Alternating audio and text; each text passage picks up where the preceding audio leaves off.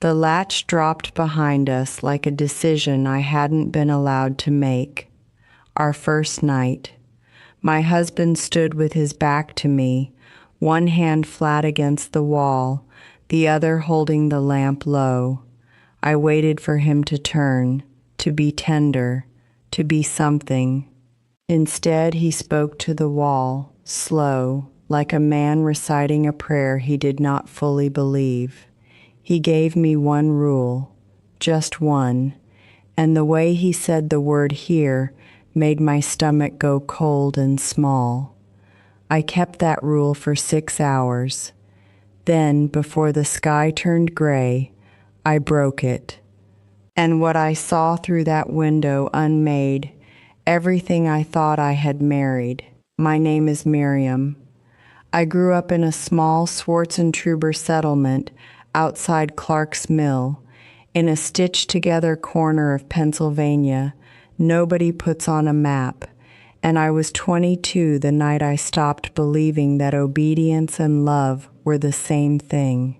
This channel is where I tell the truths we were taught to swallow, quietly, one story at a time, the way we should have been allowed to speak them long ago. If you know what it is to be handed a rule on the very day that was supposed to be yours, sit with me a while. Subscribe, not because I'm asking you to leave anything behind, but because some of us were never given a room where we could say these things out loud. And tell me in the comments, when did you first sense a man was protecting a secret and calling it your duty? I read every one. Every single one. Now let me take you back into that room. The room smelled of fresh-cut pine and a stranger's soap. Eli had built the bed himself. Everyone said so at the supper, proud men clapping his shoulder like the wood proved something about him. Now I stood beside that bed in my nightdress, with my hands folded the way I'd folded them my whole life, waiting to be told what came next. His boots sat by the door, still dusted with the day's field dirt. My shoes sat beside them, smaller, newer, 2 pairs, side by side, like a picture of a marriage. I remember thinking that. I remember thinking how quiet a room can be when 2 strangers are told they belong to each other. Hours before, there had been singing, the long benches, the low German hymns, the women pressing my hands and calling me a bride with wet eyes and warm palms. My mother had held my face and said God was good. I had believed her. That was the strange thing, the thing I keep turning over even now. I was happy that afternoon. I walked into that house believing a door was opening, not closing. The warmth of the day was still on my skin when the latch fell. And then the warmth was gone, all at once, the way heat leaves a stone after the sun goes down. Eli did not come to me. I had braced myself for that, for the nearness of a man I barely knew, for whatever a wife was supposed to give and endure. My mother had told me almost nothing, only that a good wife submits and does not ask, so I stood ready to submit. But he stayed by the wall.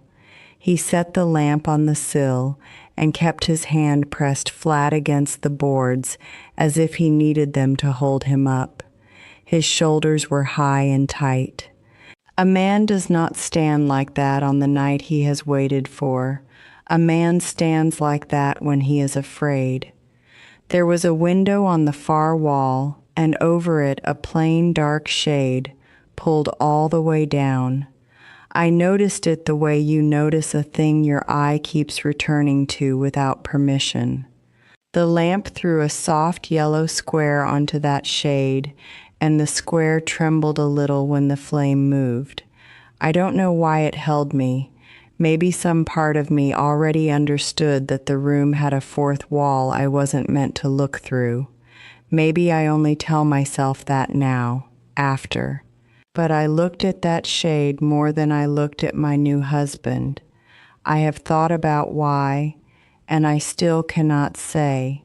When Eli finally spoke, he did not use my name. He said, "There is something you must promise me." His voice was low and careful, each word set down like a man laying eggs into a basket. He started, then stopped. He drew a breath and started again, and stopped again. Twice he opened his mouth and gave me nothing. I have watched grown men lie to a bishop's face with less trouble than Eli had, saying this one plain thing to his own wife. And the longer he struggled, the more certain I became that whatever came next would change me. I just had the wrong idea about how, because I thought it was about my body. God forgive me. I thought he was working himself up to tell me something a husband demands, some hard rule about what a wife owes in the dark.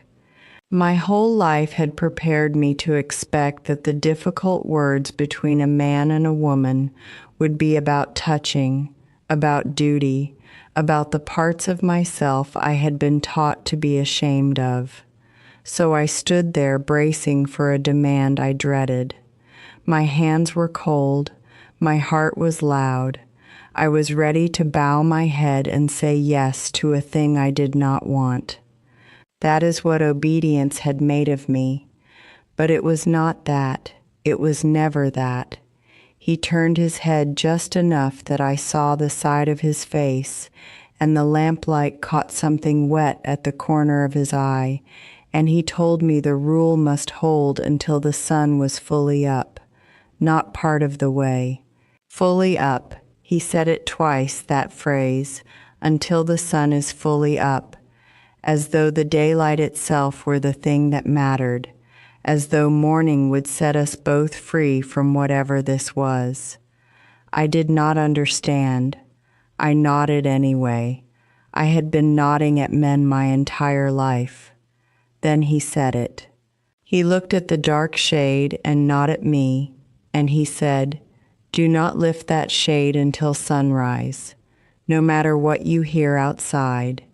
And he blew out the lamp before I could answer, before I could ask a single thing, so that his rule was the last thing in the room, and then there was only the dark and the smell of pine and the two of us breathing. No matter what you hear, not see, hear. He had said hear, and that one small word settled into my stomach like a swallowed stone, and I lay down in the black beside a stranger, and I began, without knowing it yet, to listen.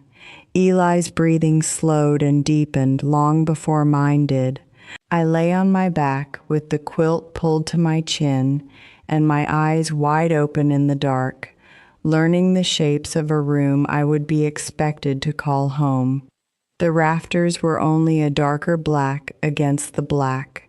Somewhere below, the house ticked and settled the way new houses do, wood easing into itself. My husband slept the sleep of a man who had unloaded something heavy, turned away from me, one arm thrown over his ear as if even in sleep he did not want to hear. And I understood then that whatever was coming, he had chosen to sleep through it and leave me awake with his rule.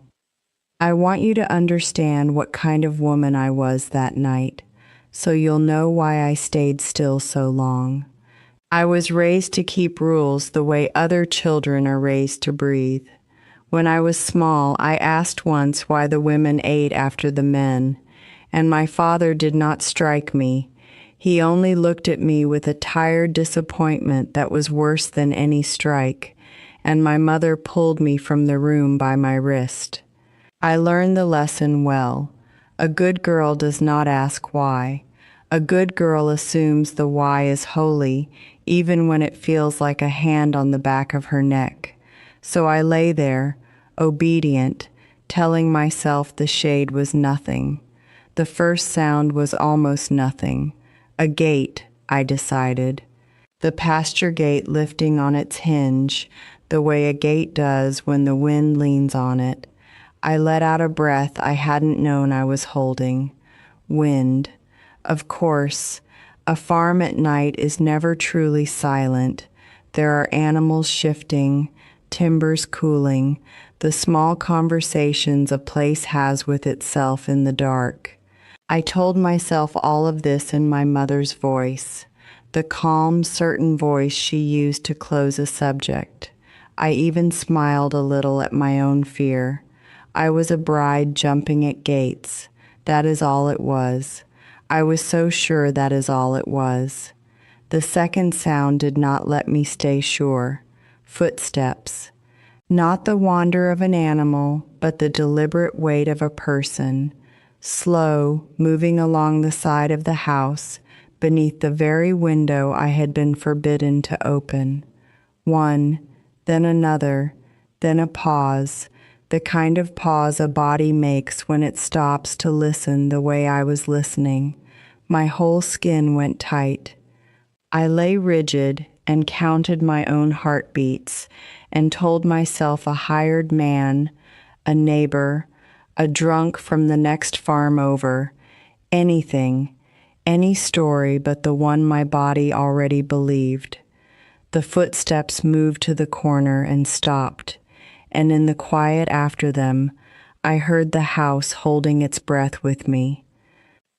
I began to say his rule to myself like a prayer. Do not lift the shade, no matter what you hear. I said it the way I'd said the German prayers as a girl, not for meaning, but for the shelter of the words, the way a rule can be a wall you hide behind. But even as I said it, a small, terrible question was working itself loose inside me, and once it came loose, I could not put it back. Why would a husband forbid me to look, not to touch, not to leave, not to speak, to look? A man only covers a window when there is something on the other side of it he cannot afford for you to see. If you have ever lain awake next to someone you were promised to and felt the promise turn to a locked door in your chest, stay with me. I know how it sits in the body. That is the reason I tell these nights at all. Then came the third sound, and it was not the wind, and it was not a stranger. It was a voice, a woman's voice, low, out in the yard. Careful the way you are, careful when you do not want to wake a house. She was speaking. I could not catch the words at first, only the shape of them, the rise and fall of someone pleading softly. And then, clear as a bell struck once in a cold room, she said a name, not mine, a woman's name I did not know, spoken by a woman I could not see, in the dark yard beneath the window my husband had sealed against me. My hand was moving before I decided to move it, up, toward the shade. I pulled it back. I pressed it flat under my own body to keep it still. She spoke again, closer now, just under the sill, and this time the name she said was his. Eli, soft, familiar, the way you say a name you have said 1,000 times in the dark, a name that belongs to you. Beside me my husband stirred. His breath caught, then broke into a murmur, thick with sleep, and he answered her. He said a name back into his pillow, low and tender, a name that was not Miriam, a name I had never once heard him speak, and something in me that had spent 22 years folding its hands finally, quietly refused. I would not lie here blind until the sun came up. Whatever waited on the other side of that shade, I had to know it before the light did its work. I turned back the quilt. The floorboards were cold as well water under my bare feet. I moved the way you move in a house you don't yet know, one hand out for furniture that wasn't where I expected it, my heart so loud I was sure it would wake him. Behind me, Eli breathed on, sunk back into whatever dream held that other name. Each step toward the window felt like stepping out of my whole life. I had never in 22 years done a thing I'd been plainly told not to do. Not once. And here I was, crossing a dark room to break the first rule my husband had ever given me, on the first night he had a right to give me one. My knees shook. I kept going. I reached the window and stood with my palm against the shade. It was stiff cloth, cheap and new, and I could feel the cool of the glass behind it, and beyond the glass the faint gray that comes before gray, the sky thinking about morning but not yet willing to commit. I told myself I would only lift a corner, just enough, just to prove to my own foolish heart that there was nothing out there but a neighbor and a gate and my own bridle nerves. My fingers found the bottom edge. I stood there a long moment, longer than I want to admit, my whole body begging me to lie back down and stay a good wife. Then I lifted it, only an inch. Through that inch I saw a lantern. It sat on the ground in the side yard, and its light made a small, warm circle on the frost-stung grass, and at the edge of that circle stood a pair of feet, bare feet, like mine. I lifted the shade another inch, slow, and the feet became legs, and the legs became a plain dark dress, and the dress became a woman. She stood very still, facing the house, her hands cupped low over the front of her body, the way a woman stands when she is carrying a child and has begun without thinking to hold it. My breath fogged the glass. I wiped it with my sleeve. I could not stop looking now if the house had caught fire around me. I lifted the shade the rest of the way, and I saw her face. She was young, younger than me, I think, though sorrow can age a face or spare it, and hers had been spared. She was looking up at my window as though she had known all along which window it was, as though she had stood in that yard before. There was no rage in her face, and somehow that was the worst of it. There was only a deep, worn-down grief, the grief of a person who has already done all her crying and has come now only to stand witness to a thing she cannot stop. And I understood, without a word passing between us, that she was not a stranger to this house. She belonged to it in a way I did not. I want to tell you I understood everything in that moment, but I didn't. My first thought was jealousy, plain and ugly and human. My first thought was that my husband had another woman and had hidden her behind a shade on our wedding night, and I felt the floor of my new life drop away. It took a few slow breaths, standing at that cold glass, before the truth reordered itself into its real and heavier shape. The rule was never about my body. It was never even about her. The rule was about time. He had needed the dark to last long enough for someone to come and take her away before I ever knew she existed. The shade was not a wall. It was a clock. She was to be gone before the sun was fully up. That was the whole of it. That was why the daylight mattered so much to him that he said the words twice. There were people in this, there had to be, hands that had arranged my wedding not as a beginning but as a covering, a clean new marriage laid over an old wound like a fresh quilt over a stain. A young woman carrying a child, and a community that had decided, in rooms I was not allowed into, that the answer was to marry the man off quickly to a girl from another settlement who knew nothing, and to move the problem out of the yard before morning. I was not a bride, I was a solution. If you have ever discovered that a thing done for you was really done to you, if you have ever learned that your place at a table was carved from someone else's loss, tell me below. I need to know I am not the only one who found that out standing at a cold window. I read them all.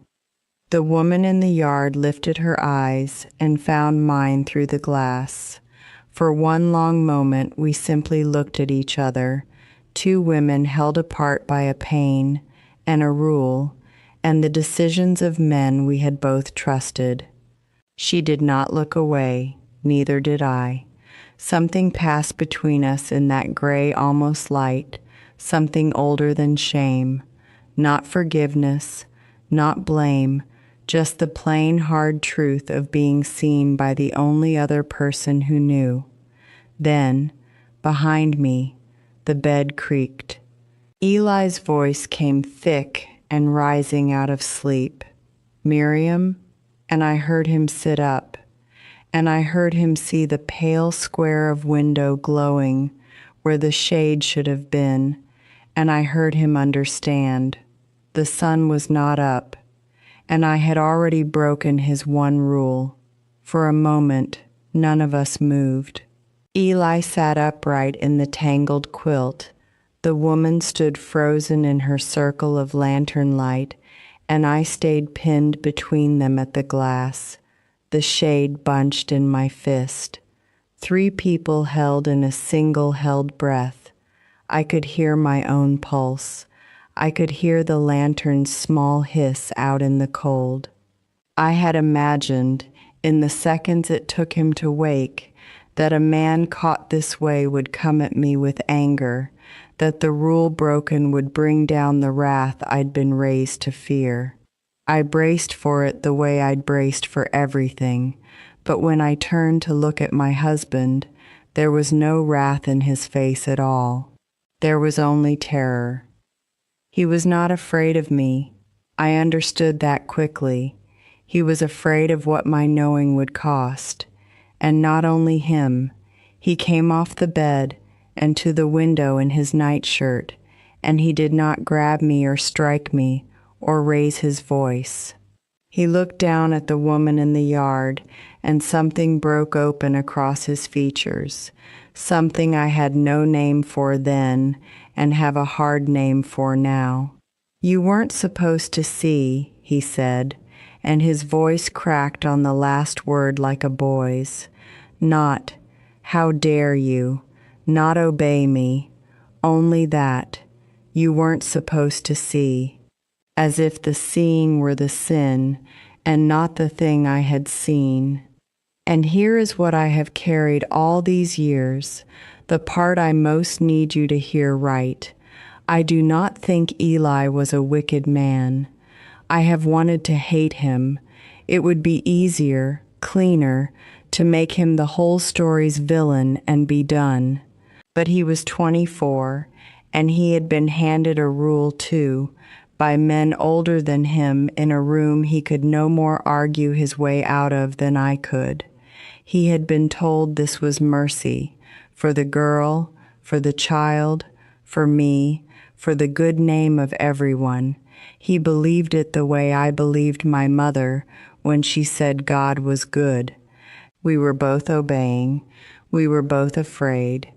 The hands that built that night belonged to neither of us.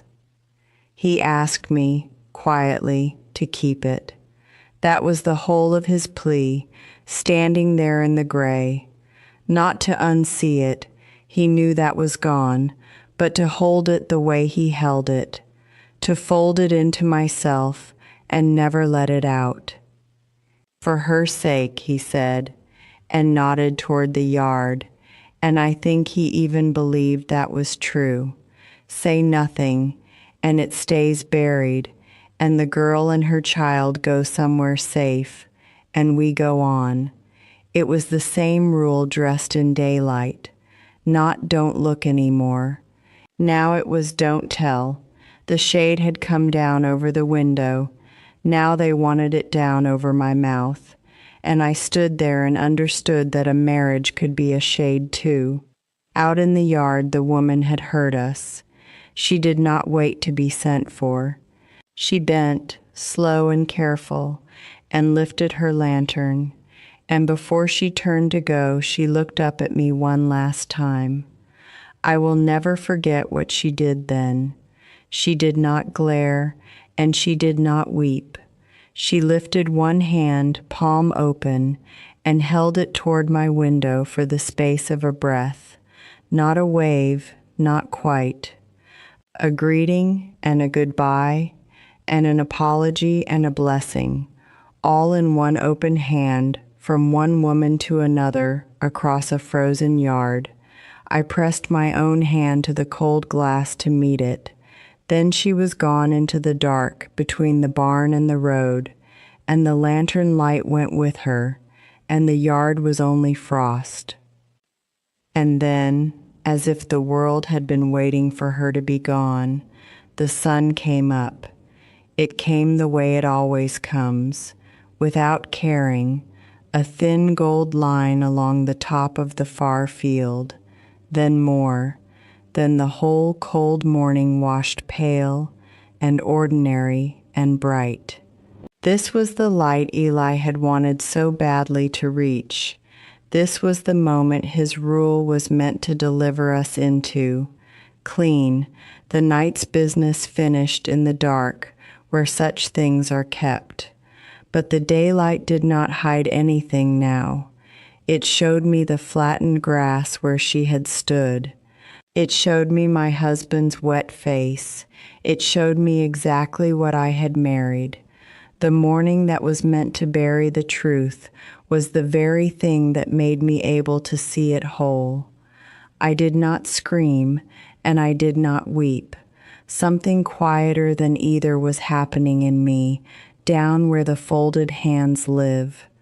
I understood, standing in that first hard light, that every kindness done for me the day before had been part of the covering, the singing, my mother's warm palms. God is good. All of it laid gently over a girl in a yard, so that I would never ask.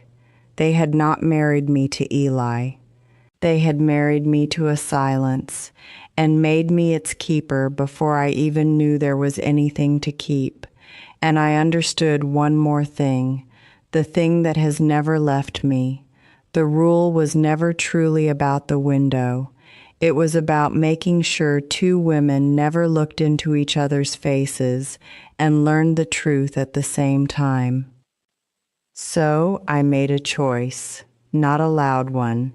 I turned from the window and I said to my husband, plainly, I will not pretend I didn't see her.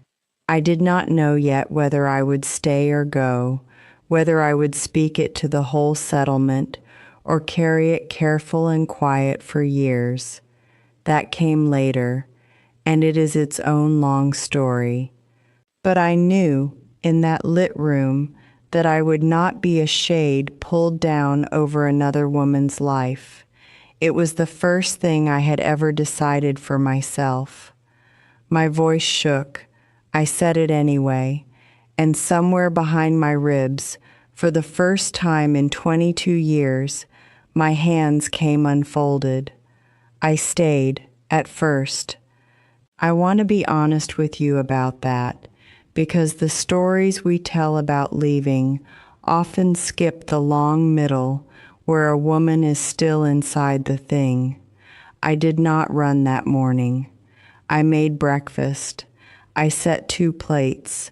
I moved through the motions of a wife while something new and awake moved through me underneath, watching, remembering. That is what breaking one rule does. It does not free you all at once.